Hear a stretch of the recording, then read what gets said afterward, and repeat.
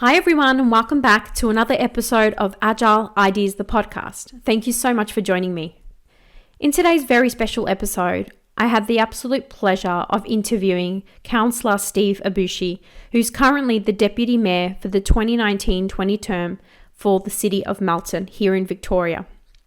Steve Abboushi has been a City of Melton resident for 12 years and during that time has, as a volunteer, mentored and taught highly disadvantaged young people life skills to help them lead productive lives. He has a Bachelor in Criminal Justice Administration and has worked in the state government and not-for-profit sector. Steve and his wife Maria Sol, a nurse at the local hospital, have two sons, Raphael, 7, and Orlando, 3. Steve is passionate about ensuring his community's most vulnerable and disenfranchised residents have a voice and are represented in key council issues. He's particularly interested in relieving the cost of living pressures faced by his residents. He loves his community, the parks, the gardens, the lakes, and is proud of the achievements and passion of the city's residents. Talking today to Steve, we cover all things from what the council is currently doing amidst the COVID pandemic.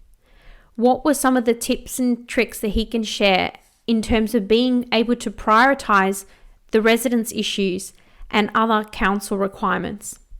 How he's come about on this journey into government and how he deals and faces different criticisms. Welcome, Steve, to the show.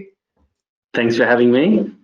No problem. I think it's probably worth starting with the elephant in the room, which is in fact that we're cousins, but both very ambitious cousins, cousins that I know growing up you kind of helped inspire me with things and gave me positive reinforcement to keep going and going out there. And then obviously I've been watching you grow and develop and all of that sort of stuff. So I was really keen on getting you on the show to not only talk about what you're doing now as Deputy Mayor, which is, extremely proud as a cousin, but also just to learn a little bit more about some of the initiatives that you guys have got going on. But first and foremost, what was the most exciting or interesting thing that happened to you last week? Oh, gosh. Well, I think what's pretty exciting, we had Father's Day. That was pretty exciting amidst COVID.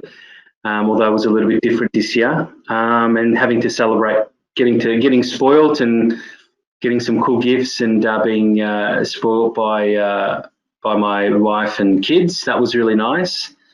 So that was last week. Beautiful. And what was it that your two sons put together for you? Because I'm sure they weren't able to go shopping and all the school, school canteens and things were probably not happening. So did you get anything exciting? Yes, I know. I'm spewing I didn't get the socks and jocks and the tie from the Father's Day stall. Yes. But I think Maria organised for them to do a little card, which was nice, some arts and craft, and they got me a joint gift, which was nice too. I love my gadgets, so they got me a gadget. Oh, wonderful. Beautiful. That sounds great. And you mentioned Maria. Maria is your wife, as I mentioned earlier. She's currently working in the medical field, helping out as a nurse in the hospital. How is she going? How is everything in terms of the coronavirus and the pandemic? How are her and her colleagues coping in this situation? Yeah, so she's an oncology nurse or a cancer nurse at our local hospital, and she's been doing that for well over about 10 years. And as you know, out in the West, the hospital services a huge number of people. Look, it has absolutely been really stressful and really hard for us as a family, but I couldn't imagine actually being in that environment and around the virus. So I've had some crazy thoughts. Maybe you should pull out of work. Maybe you should take some extended leave. But then I thought, well, if all our frontliners were doing that, then who's going to look after our community? So we've persisted. We've put some stuff in place to help protect us as a family from bringing the virus home.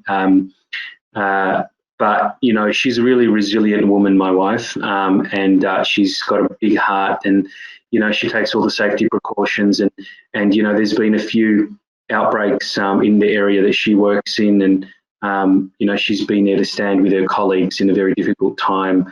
But it's been, yeah, pretty full on, pretty stressful, but we just keep walking.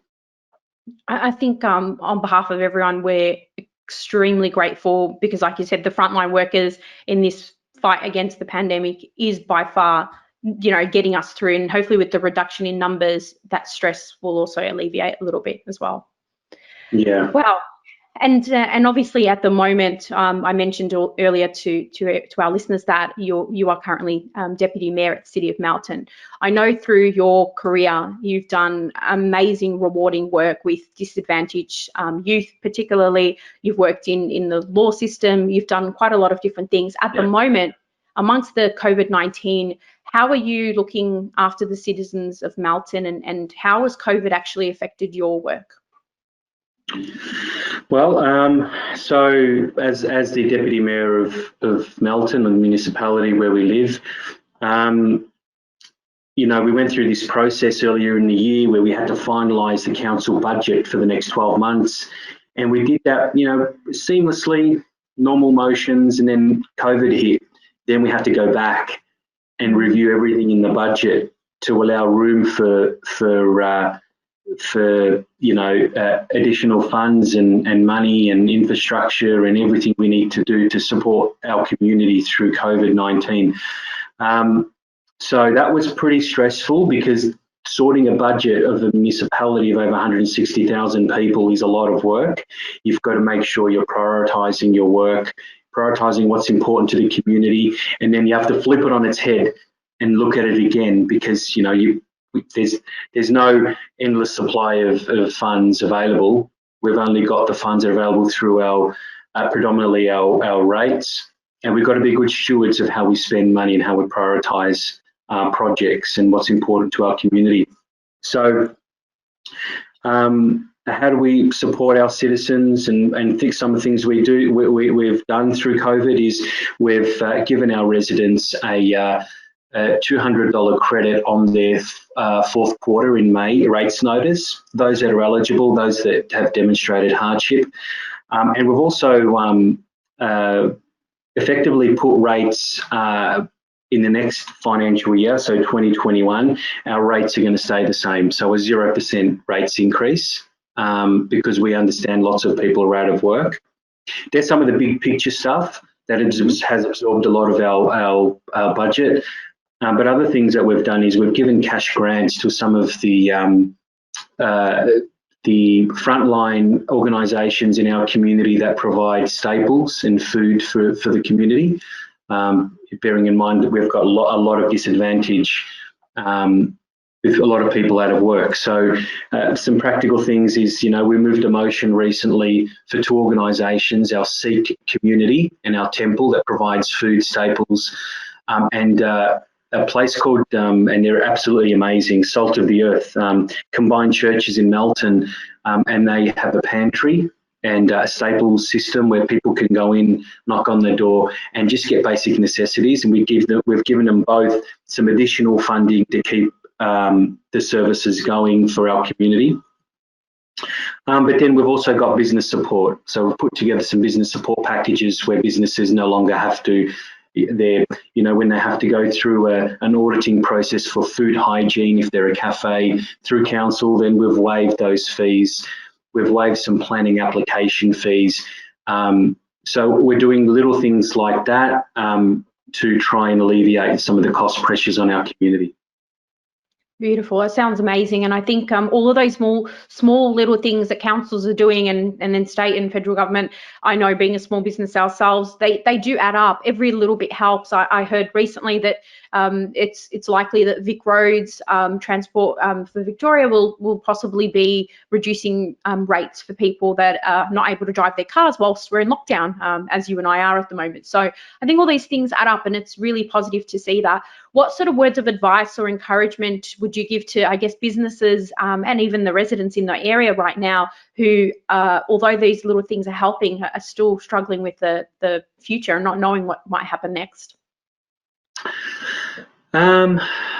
Just to keep walking, just to keep doing what you're doing, and find areas and room in your life where you can do things that you want to do in this season, in this time. So if you're a cafe owner, And, I know a lot of our cafe owners are trying new things to keep the business going, doing food deliveries, for example.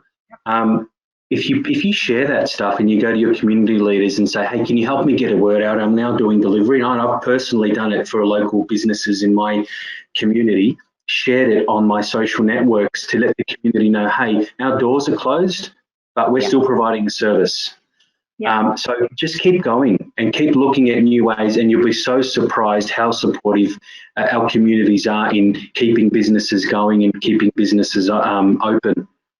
Yeah, absolutely. And I've actually seen and follow all your socials, and you're so proactive, more than pretty much anyone else I've seen that I follow in politics anyway, that really is out there promoting the businesses and sharing what's open and what's happening. So I think with some people maybe not knowing social media as well as others, you're one of those that actually knows how to use it well. So it's great that you're sharing that. And I think it's rewarding because people are liking and commenting on it. So thank you for that, I guess. In terms of resilience and those skills, you've worked with a lot of disadvantaged people over your career, even prior to being a deputy mayor. Can you recommend any techniques or any tools or anything that you could suggest to help people build up their resilience? Yeah. So I find professional debriefing valuable, especially in times of crisis, and as resilience is one of those things that you have to walk through, get to the other end and say, hey, I did a good job. I thought I went into this situation or this crisis not knowing the outcome of how I'm going to react physically, emotionally, but I've gotten to the other end, and it's been a bumpy ride, but I actually got there. And making sure that you avail yourself of people who are willing to listen to you. Normally people you love, so my wife and I, we make it a habit of debriefing our day. So especially with Maria and her stressful work environment. So she'll get home after an afternoon shift and we'll actually talk about the shift and how she went and reflect on that. I think having the ability to verbalize the stuff that you're experiencing is so important in keeping it bottled up, and it assists with your resilience. And I've said this before, but making room in your life to do the things that you want to do, to create space in your thinking and in your mind. So other thing we can do really is go for walks, but I listen to some podcasts and I read books where I can when the kids aren't jumping on me, just to not focus on what's happening in the world and the negativity around the pandemic. And I think that's really, really important to build resilience. Absolutely. I think the professional debriefing is a really good one. It's not something that I specifically have heard of that people do, but I guess in whatever way, shape or form that people do effectively debrief about their day would be important, because then you can kind of switch off, hopefully, and not think about, so it's kind of like in the anxiety world, we get told, when you're worrying about things excessively and throughout the day and throughout the week, just make a time that this is the time we're going to worry. So it might be 7 o'clock at night or Sunday morning, and plan all your worry for that. Have your little moment of worry, or as you call it, professional debrief, and then move on. And I think that's a really positive thing that's helped from an anxiety perspective for me anyway. So that's really good. I think one of the things that I found really positive, I know one of the areas that you've been involved in is the Hope Street First Response Youth Service. This must be really dear to you because of your work as a youth worker in your past. Can you tell us a little bit more about how it helps young people and those that may be homeless? Yeah, absolutely. This has been a huge project, and council has had only a little contribution to it because Hope Street is a national organisation that exists to empower young people and get them out of homelessness. They already have a facility in the Melton Township. This centre that's just been built has been the vision of the CEO, Donna Bennett, who's an incredible, if you think I do good work with young people, you've got to meet Donna. It's been a lot of hard work, and it's a service that's going to be able to provide temporary crisis accommodation for young people who are at risk. And it's council has contributed resources, but also we've the organisation wanted somewhere to put it, and so we've said, here, put it here, and we've allowed them to use our public land on a really, really, really favourable conditions, if I can put it that way. So we've done our bit to contribute to help, because we know at the end of the day, when young people are engaged in our community and they've got somewhere to stay, then they're less likely to present with those risky behaviours. And we want to make sure it's a human right to have a place to stay. So. Yeah, absolutely. I think that sounds amazing, and I'd be keen to know what has been the response from the youth, so far. I mean, it looks absolutely amazing, the images online that you've been sharing. What has been the response from the community? Our community are thrilled that our local government area has one. We're actually quite blessed, because there aren't many that do, especially one that is state of the art and can hold so many. And it's very tranquil. I'm not sure if you noticed, and if you go to the website, you'll see it's in a place where it's really tranquil, and the way it's been designed is to create peace and harmony, and again create an experience where people can stop and think and reflect. And I know there's another facility down the road from it, which is a little bit more in the residential area, where the people that have used the service have said, if it weren't for Hope Street, where would my life be? If someone didn't look at me and say to me, I'm giving you an opportunity to get your life on track. So I can't speak highly enough of Hope Street and the services they provide. And you talk to the clients that have been in there, and they'll tell you the same.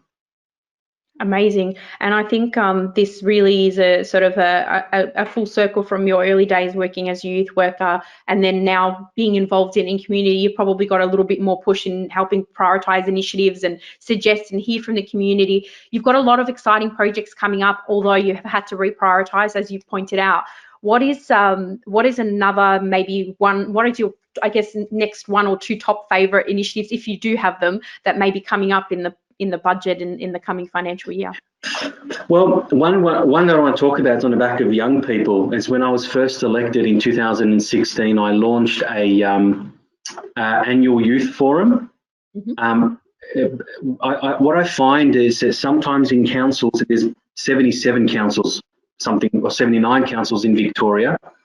I think and I'm also the youngest councillor, and I've got the youth work in the background. One of the first things I wanted to do was to create an avenue for young people to have a voice in the decision making of their local government area. And so I created the first City of Melton Youth Forum that's now been running for 4 years this year. And it just keeps going from strength to strength. That's it's a good initiative where we actually go to the local schools and say, send us your school captains, send us any of your young people that want to come and be inspired and hear stories from motivational speakers on youth topics. And we had our first one online, because we had to do it online. And we had Dane Beams, a Collingwood football player, and a young guy by the name of Eric Adgerman present to the young people, and the feedback has been phenomenal. I think we had about 100 young people on. Normally we get a few hundred in a room, but we had to try new things, as we all are. So we did that, and it was really good. So I'm really proud of that initiative. And I hope that if I'm not re-elected to council, that council will continue to create more avenues for young people to have a say in the decision making of council. And the next one, there's a few initiatives. The next one is that I'm really excited about, that I'll continue to work on if re-elected, is our very first, we have one, but on a larger scale, because we're growing so fast, an aquatic centre. So we've brought some money forward in the budget, and we've been talking about it for a while. Before I was on council, the previous councillors were talking about it. A state-of-the-art aquatic centre that will provide services for the eastern, predominantly, I think the people that would use it would be the ones in the eastern corridor of the municipality. And so we brought forward $1 million in the budget to purchase land. So I'm really excited to see that one through as well. Amazing. And look, you've got elections coming up very soon, so you're probably going to start doing your campaigning and whatnot. Yes. Why tell our listeners, and maybe some of those are in the City of Melton, why should you be re-elected? Well, I suppose I'll start off by saying that I'm not the most eloquent or the most well-spoken and the most experienced, but I think being a councillor for the last 4 years has really taught me to stop and listen to the people that have elected you. And so I've made it a point that my phone, if I return all my calls from residents within 24 hours. That's my personal goal, because there's nothing more frustrated than not being able to get through and share your views and ideas with those that you elect. And that will continue if I'm re-elected. And I think I have gotten feedback from people that have said, wow, I can't believe in your busy schedule you've got time to call me, because sometimes I'm calling people at 8 o'clock at night because I work full time as well as council. But also there's been a lot of things that I've put forward that are still in progress, and I hope to continue working on those projects. If I'm re-elected, I'll continue working on those projects, but also I suppose I'm a good representation of our area. Our recent survey showed that the average person is a 33-year-old. Granted, I'm 36. I am getting old. A 33-year-old person. And so I've shifted the dynamics a bit. And like I said, I'm the youngest councillor on council. And I reckon I've got a few more years and a few more ideas to put forward. And if I'm lucky enough to be re-elected, I'll be very grateful. Sounds amazing. I think, you've obviously done a lot in the short period of time that you have been in council, and that's evident from, as I said, the things that you're sharing online and obviously the feedback that you're getting. What's been the sort of most, I guess, out of the last sort of couple of years, what's been the most rewarding experience that you've had in either an initiative or something that you've been a part of?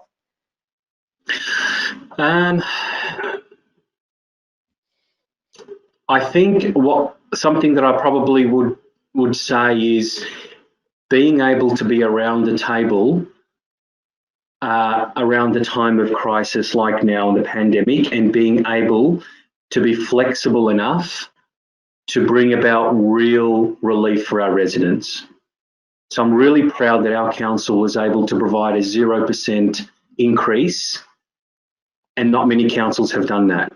So there's only a handful of councils that have been able to be in a position where they can pretty much freeze rates for the next 12 months, not have any increase on them, and still be sustainable. And we're one of them. And I'm proud that I've been part of a council that we're financially responsible. We've got a great executive, and we've been able to bring about real relief. I mean, no one likes rates. Let's face it. No one likes to pay rates. No one likes to pay rates that are climbing and continuing to climb. But in the time of the pandemic, that's exactly what we've done. We've frozen those rates for residents at 0%, and we've brought about, as I said before, a $200 subsidy on their last quarter. If they're doing it tough and they can demonstrate they're doing it tough, we'll knock off $200 off their fourth quarter rates notice.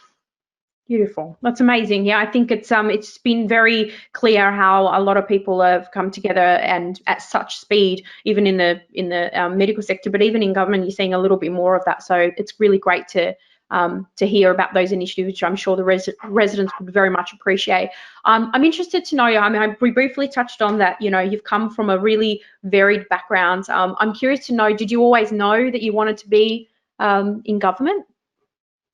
Believe it or not, I finished year 12, and I've got a criminal justice degree, and it was that time in your life where you feel like, oh gosh, if I don't do this, I'm going to ruin my life and ruin my career. And then later on, you find out actually there are so many avenues to get to where you want to go, and we put so much stress and pressure when we're in year 12 to make sure we've picked the right course. Yeah. And I did work. in the area in criminal justice and with young people and youth detention centres and courts. And I didn't know what I wanted to do. And I think, that pressure is on, that we've got to make people around us in year 12 aware that, hey, it's not the be all end all, it's going to be okay. I didn't know I was going to come into politics. I do remember, though, that there was one teacher that said to me, because I wanted to be an Air Force pilot. And I wanted to be an Air Force pilot in year 12. And I wanted to get into the military, and my eyesight isn't the best, and I got very close to being accepted into the Australian Defence Force Academy in Canberra, but I decided not to in the end. But there was one teacher that said to me, you know what, Steve, you're not going to be a pilot. I think you need to be a politician. I think you've got what it takes to be a politician. And that was very left of field. I had no idea where that came from. And lo and behold, years down the track, I've taken my first step, being a community leader. So, I don't know where it's going to go. Yeah, absolutely, and that's amazing. We did go to the same secondary college, so I wonder which teacher that was. But obviously, they hit the nail on the head with that one, which is good. So we can thank them for you being deputy mayor and hopefully continuing that career. I guess one of the things that really probably is something a lot of people would be thinking is, as a politician, you'll no doubt face criticism and you'll probably get backlash on things, whether you do everything right or just something that doesn't meet someone's expectations of you. How do you deal with that negativity? And particularly, I'm interested because you obviously would probably share some learnings and lessons with youth that probably face that on social media. Can you tell us a little bit more about some strategies or what you do to combat that? Yep. Well, being an elected community leader, there's always going to be, I think, where am I going with this? I went into this wanting to please everyone, and I quickly found out that is absolutely impossible to please everyone. Yeah. And when I got over that, I realized, hey, I can be really good at the things that I really enjoy, but not everyone is going to be on board. And now I'm okay with it. Mm-hmm. But initially I went in wanting to change the world and realized that the things that the community tell me are important to them, there are always going to be those that disagree. Yeah. And you've just got to be tough, and you've got to make the right decisions. Even when you're looking at decisions in the community about roads and infrastructure, you've got to look at you've got to make the unpopular decisions, is what I'm going to say. Yeah. Sometimes making an unpopular decision is better for the future than thinking of the now. And you've got to think about,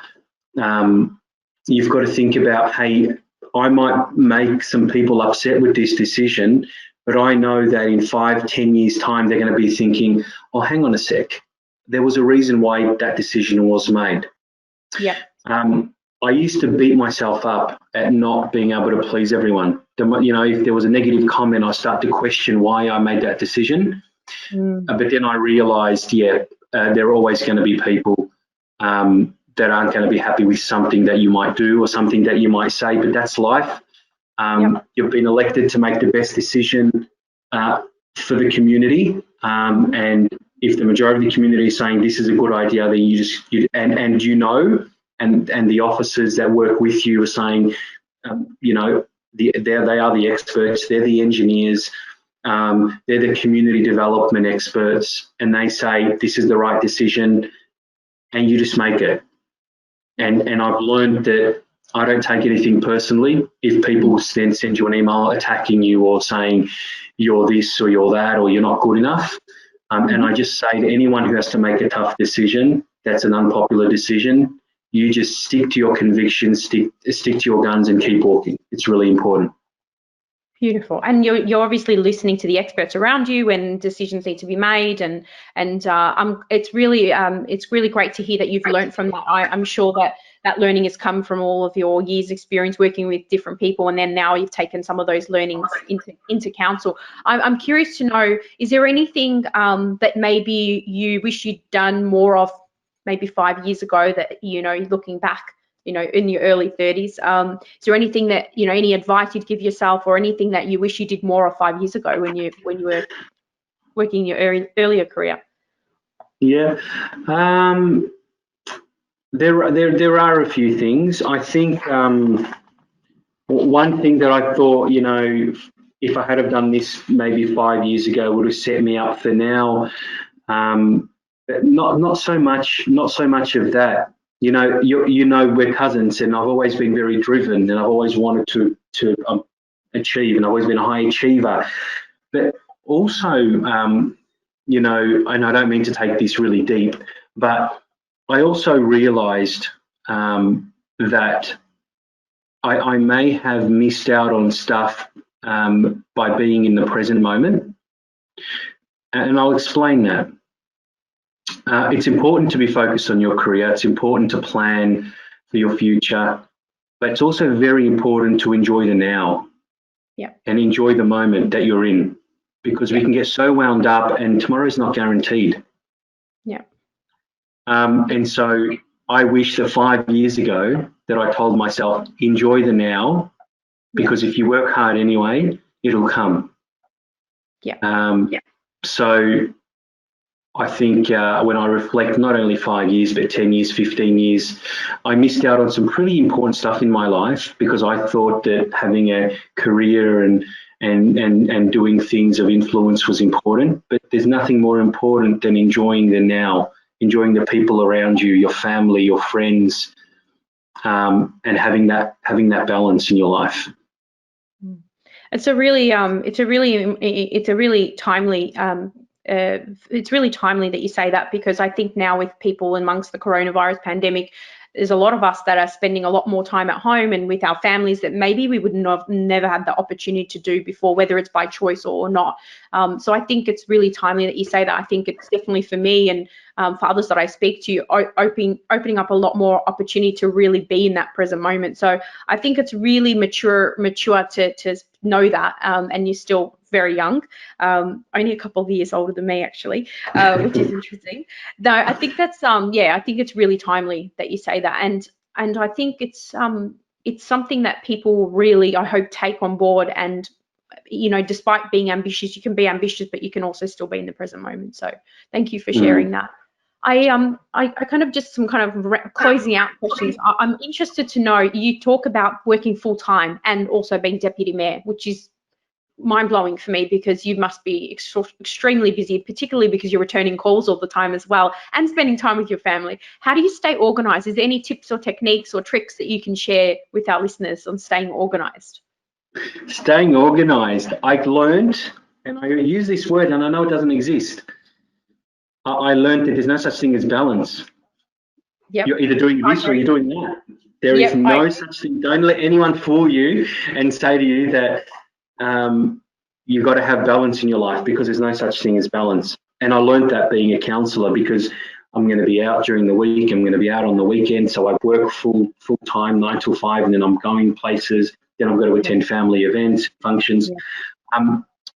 I am not afraid to say no to doing stuff that I think, for example, there was a really big decision that I needed to make on council about something I've been advocating for. I think it was a planning application, but it was also on the same night as my son's graduation. And I said, I'm sorry, I can't attend that event. And inside, I really wanted to be there, because I've been working hard. I've been calling people, trying to get them to support this particular idea. And I knew in my heart that I needed to be there, but I thought, no, because you don't get that time back. Yeah. So when we were talking about prioritisation and being organised, and in response to that, I say there's no such thing as having balance, and you need to prioritise your time based on what is the most important for you. And in any situation, you will find that your family should always come first. Yeah, Your family Absolutely. should always come first, because work will come and go, Yeah. but your family will be there with you forever. And I know that's pretty simple to say that, but it's so true. And I've learned Yeah. that quite a bit in the last 4 years. Yeah. So yeah, that's where I see it. Yeah, absolutely. I think you're spot on, and I think there's a lot of learning for that as well. In as I mentioned, in this time, it's really true. Work will come and go. Work's not going to be there for you, in times of crisis and stress as much as your family is. So that's a really really good example. Where can people get more information about what you're doing in council and learn more about you and sort of what your agenda is for the coming years, with hopefully being re-elected? Fingers crossed. As you said, alluded to before, I'm pretty active on social media, so they can find me at Abs Melton. Is my handle for my Facebook page, but I'm also on LinkedIn, and they can, all my contact details are online. Council's website has my full contact details. People can contact me directly if they've got any questions.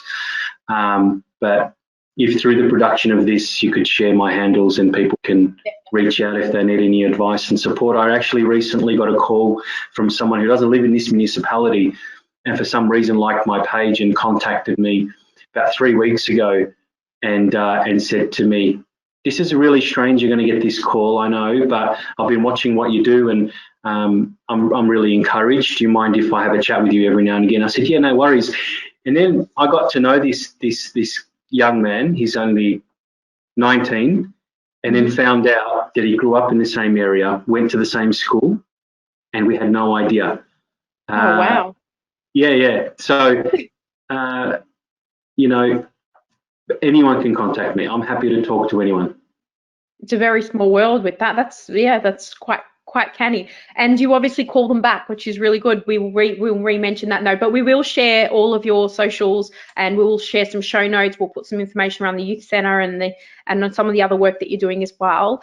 I guess before we close out, is there anything else that you'd like to share with our listeners, a call to action, a piece of advice, or a question to ponder?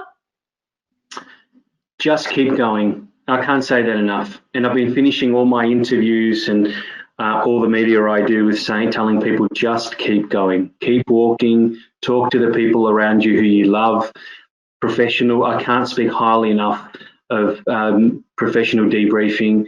We've got so much going on in our lives. No one expects that you're going to be unshaken in this time, but just keep walking and keep talking to those people around you who are going to encourage you and lift your spirits. I made it a point that I do professional debriefing, and I talked to someone in Newcastle. And I deliberately went to someone in Newcastle or someone outside of Victoria because of the situation that we're facing in Victoria. I thought it might be a good idea to talk to someone outside of it for some wisdom and inspiration. And I also find that talking to people who have got more wisdom and more life experience. So if you can find someone with wisdom and life experience, go for it. Pick up the phone, call them and say, "Hey, do you mind if I call you?" Yeah, absolutely. And I think you're right. Just keep going, but also be willing to ask for help. It's okay to not be okay, particularly in this kind of crisis that everybody is living through. And if you can talk to a friend, get professional debriefing, speak to a counsellor, whoever it might be, just talk to someone, because there are a lot of people out there like yourself that are willing to help. Yeah, absolutely. Well, this has been a real pleasure, and not only because you're my older cousin and I look up to you and aspire to be as helpful and caring and compassionate as you are, but also because I've got to watch your journey, and which is another reason I wanted to talk to you and share that with everyone. So thank you so much. I really appreciate your time, and hopefully we get to see each other in person after lockdown. Yeah, that would be great. I haven't seen you, feels like a long, long time, you and Ben. So thank you. Too long. All right. Talk to you soon. Thank you. Take care.